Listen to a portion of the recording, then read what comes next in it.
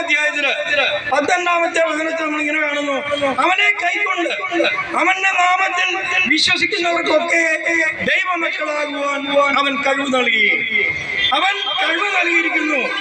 അവനെ കൈക്കൊണ്ട്, യേശുവിനെ കൈക്കൊണ്ട് അവന്റെ നാമത്തിൽ വിശ്വസിക്കുന്നവർക്കെല്ലാം ദൈവമക്കളാകുവാൻ അവൻ കഴിവ് നൽകി. യേശുവിനെ കൈക്കൊള്ളണം, അവന്റെ നാമത്തിൽ വിശ്വസിക്കണം, അവർക്കെല്ലാം ദൈവമക്കളാകുവാൻ വേണ്ടി അവൻ കഴിവ് നൽകിയിരിക്കുന്നു. യോഹന്നാന്റെ ലേഖനത്തില് 3-ാം അധ്യായത്തില് 1 മുതലുള്ള തീരുമാനത്തിൽ നമ്മൾ കാണുന്നുണ്ട്, ദൈവമക്കൾ എന്ന് വിളിക്കപ്പെടുന്നു. അങ്ങനെയാണ് ഗാനം. നമ്മൾ ദൈവമക്കൾ എന്നാണ് വിളിക്കപ്പെടുക. നമ്മൾ ഓരോരുത്തരും ദൈവമക്കൾ എന്ന് വിളിക്കപ്പെടുക. ദൈവമക്കൾ എന്ന് വിളിക്കപ്പെടണമെങ്കിൽ, ഈ ലോകം വിളിക്കണമെങ്കിൽ, നമ്മുടെ സഹിഷ്ണുതയുടെയും സ്നേഹത്തിന്റെയും അതുപോലെ കരുതലിന്റെയും മറ്റുള്ളവരുള്ള അമിതമായിട്ടുള്ള കരുതലിന്റെയും സ്നേഹത്തിന്റെയും ഒക്കെ ഉപകരണങ്ങളായി നമ്മൾ ഈ ലോകത്തിൽ നമ്മൾ ജീവിക്കുമ്പോഴാണ് ദൈവമക്കളായി നമ്മൾ ഓരോരുത്തരും മാറുക.